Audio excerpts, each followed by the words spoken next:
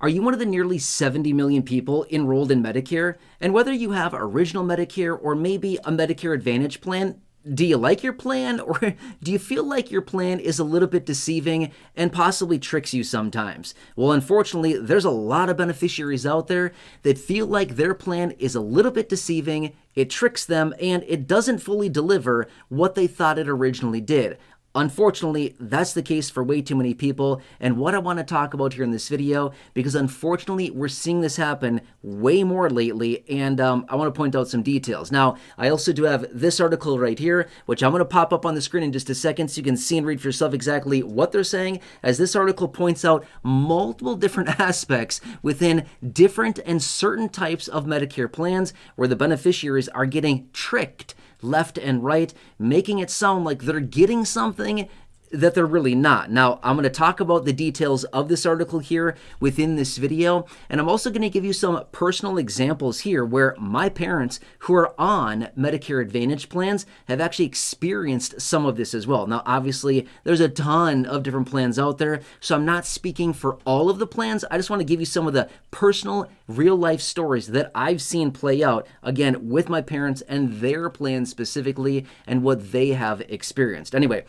let's pop this article up right here, right now. Feel free to read through the details on this, and I'll talk through the details of a few of these different points, not all of them. Now, the first one that I want to talk about is the flex card, or the grocery allowance. Have you heard about this one? Yeah, this is a very popular one. This one is sold really, really hard, right? They say it all the time. We hear about this all the time.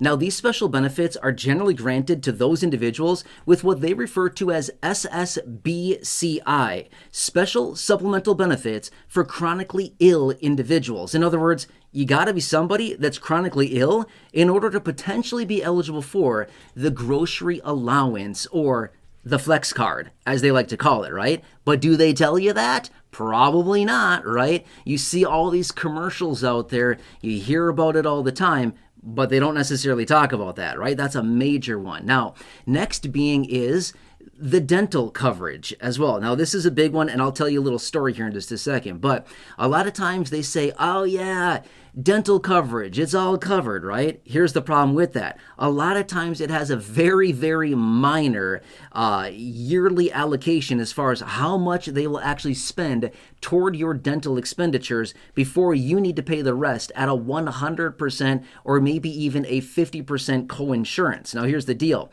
Usually those limitations are set somewhere around, say, like $1,000, maybe $1,200, maybe $1,300. Well, if you've been to the dentist lately, you probably recognize that $1,000 or $1,200 or $1,300 goes very, very, very fast, right? We all recognize this. The dentist is very expensive. If you go in and get one crown or maybe a couple fillings, that $1,000, $1,200, $1,300 is gone in no time whatsoever.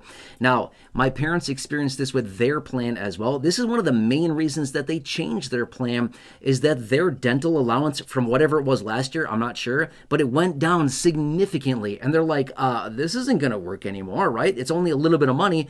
That's going to be gone in no time whatsoever. So that is exactly why, one of the reasons I should say, why they ended up changing their Medicare Advantage plan. Okay, so that's another one that's also very important. Now, here's another really big one as well, and they always sell this, and it's always a big feature that they say, but so many people don't utilize this. There's billions of dollars a year that go unused. The OTC benefit, right? So a lot of times these plans also have these additional benefits built into them, like, hey, we're going to give you $50 a quarter, $75 a quarter, $100 a quarter, whatever it happens to be. And again, it's going to be different for all of these different plans across the country and whatever plan somebody has, but generally they give like a quarterly allowance somewhere between, say, $50 and $100 generally. Sometimes it's a little more, but then they say you can use this on over-the-counter items. Again, cough syrup, Advil, pain relievers, Band-Aids,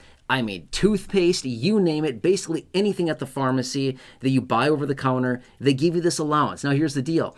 Generally, you can't just walk into a store and be like, I'm going to get some of this and I'm going to get some of this, but rather they give you a dedicated catalog, and then you order it right out of their catalog. The problem is, a lot of times, just like highlighted in that article there, is that these prices within the catalog are like 2 or 3 or 4 times more than what you would actually experience at the store. So that $50, $75, $100 quarterly allowance is usually gone in no time whatsoever because the prices are so inflated. So it makes it look like you can buy all kinds of stuff, but really you can get like 3 items and then that's it. The money is totally gone, right? So again, but remember this much as well. This is super interesting. Of the roughly $6 to $7 billion that is allocated to beneficiaries every single year through these OTC benefits, only about $2 billion of that is actually utilized. The other $4+ billion people don't even use. It just goes to waste. You use it or lose it.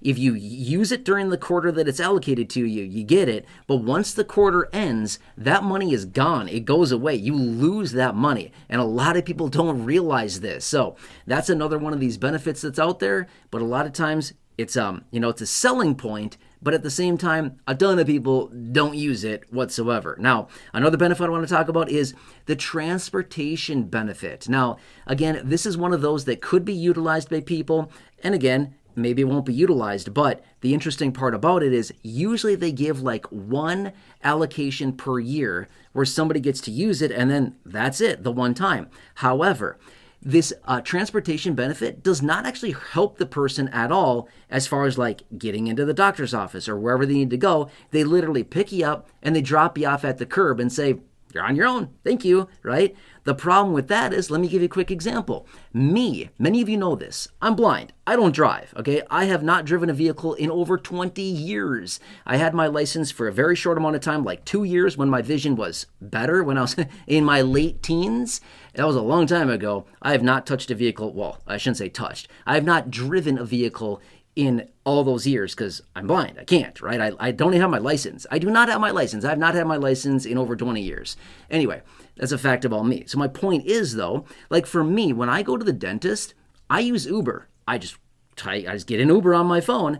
And the cool thing about that I do, because it works for me, is I literally call the dentist before I go, and I'm like, hey, hello, remember me? I come to your office one time every 6 months, and I call them, I'm like, hey, I'm on my way. When you see me arrive, the Uber looks like this. I look at my app, and it says, like, it's a gray car or whatever. I'll be like, hey, apparently this car is gray, whatever. I'll be there in like 25 minutes or whatever it happens to be, right? And I'm like, can you meet me outside when I get there? So sure enough, roll up with the Uber, and I, open up the door, and the front desk person is literally standing there. They help me inside. They help me to the dentist chair, whatever thing he is. And then when I leave, I literally go and sit in the waiting room. I order the Uber. When it's time for me to go, I literally just kind of shout out to the front desk. I'm like, hey, you out there? And she's like, yeah, I'm here. And I'm like, hey, can you help me outside? And she's like, sure. And she walks me out to the Uber.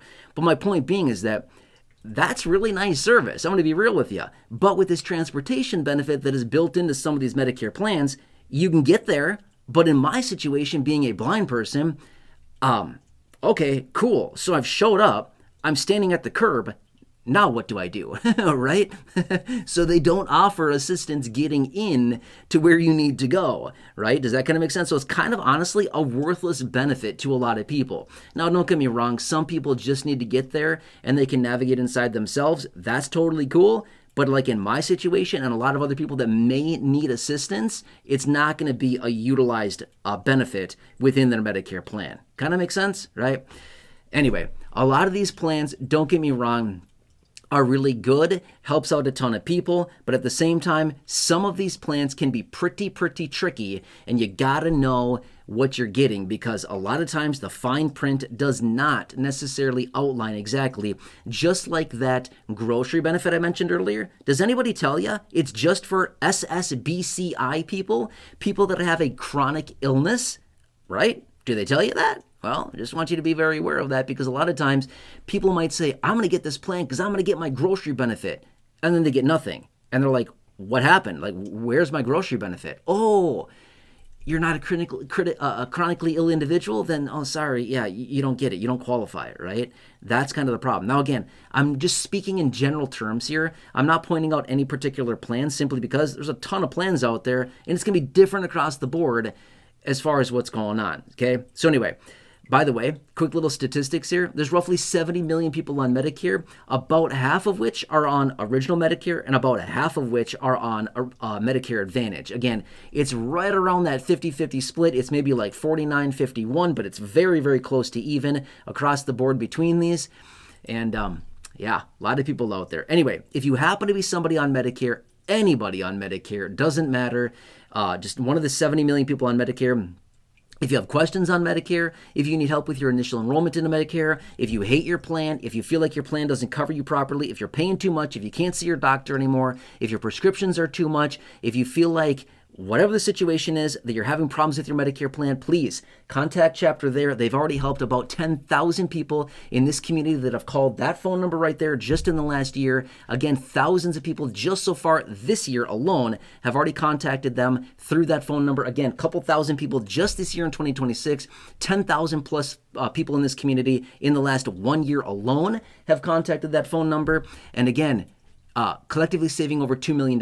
Absolutely amazing. By the way, I have a ton of comments here, pages and pages. This is not even all the comments. I need to update my stack of comments. I have more and more pages here that I have not even added to the stack yet. I'll quick flick through them really fast here. But yeah, look at this, page after page after page of comments. I know I'm going through them too fast for you to read, but you just get my point here. Pages and pages and pages of comments from people that need help with their Medicare. Again, whether you're currently on Medicare, if you need to enroll in Medicare, by the way, if you're turning 65, contact Chapter There. Amazing. They've helped tons of you in this community enroll in Medicare. They've helped those of you on Medicare finding the right plan and coverages for you and your personal needs, whatever it happens to be. Again, that's not even all the pages of comments that I've pulled out across the channel here just in the last, say, like 2 months or so. Amazing stuff. All right, anyway, after you talk to Chapter, by the way, with that phone number, drop a comment down below on any video here on the channel. Use the word Chapter within your comment. Let me know how it goes.